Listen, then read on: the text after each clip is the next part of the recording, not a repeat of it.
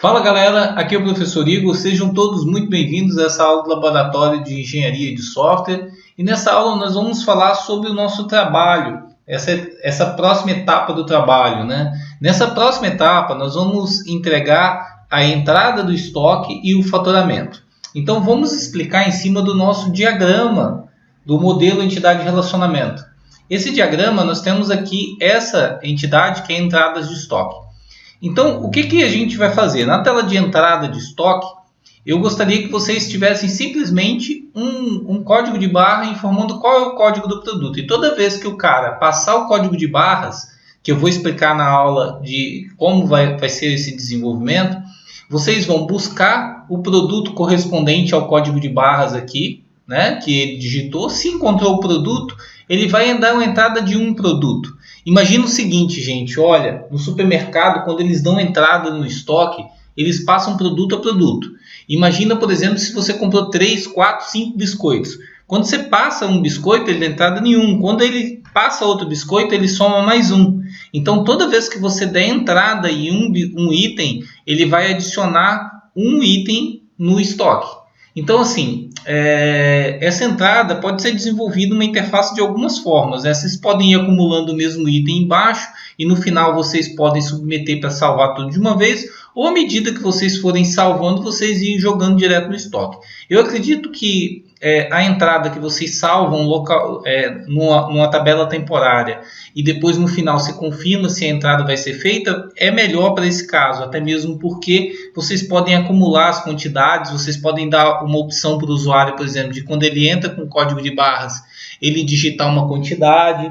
Aí vocês podem brincar um pouco na interface também, mas basicamente eu quero que vocês façam uma interface onde a pessoa passa o código de barras, ele vai vir na tabela de produtos aqui e vai dar entrada de uma unidade do produto, gravando a data e a quantidade. Beleza? No nosso caso aqui, a quantidade seria 1 se fosse uma entrada. Se ele entrar com dois itens, né, seria interessante a gente dar um update se já existia essa quantidade aqui. Então, a gente vai fazer isso tudo no momento da entrada. Já o faturamento, nós temos aqui o faturamento dos itens. Ele pode ser feito da seguinte forma, né? A gente vai abrir um faturamento, então nesse caso a gente tem uma tabela filha, né? Então vai ser uma tabela pai e filho, uma tela que vai ter a tabela pai faturamento, que é a data do faturamento igual ao cliente. Então quando você entrar nessa interface, a primeira coisa que você vai ter que fazer é selecionar qual é o cliente. Aí com base no cliente, quando você confirmar o cliente, não pode mais deixar alterar o cliente, que aí você vai selecionar qual pedido e quais os itens do pedido daquele cliente você vai dar entrada. E os itens que vão aparecer só podem ser os itens que ainda não foram faturados. Então esses pedidos aqui, a gente só vai poder exibir os produtos que ainda não foram faturados. Tá? Então, por exemplo, se eu tiver um pedido, eu já entreguei lá um carrinho, por exemplo, para o cara, aquele carrinho, na hora que eu for faturar um novo pedido, ele não pode aparecer novamente. Tá? Para facilitar, eu permiti que vocês, assim, esse faturamento aqui, você vê que eu nem coloquei quantidade. Ele só vai informar qual item ele faturou. Então, a quantidade ele já vai buscar aqui de vendas. Então, a gente não vai poder faturar uma quantidade diferente de vender, o que muitos sistemas por aí fazem dessa forma. Permite a gente alterar essa quantidade. Mas nesse caso, não. A gente só vai informar o item que foi faturado. Então, se a condição que a gente vai ter para poder trazer os itens é se o pedido e o produto não tiver nessa tabela, a gente traz para cá, traz para a nossa tela para poder permitir o faturamento.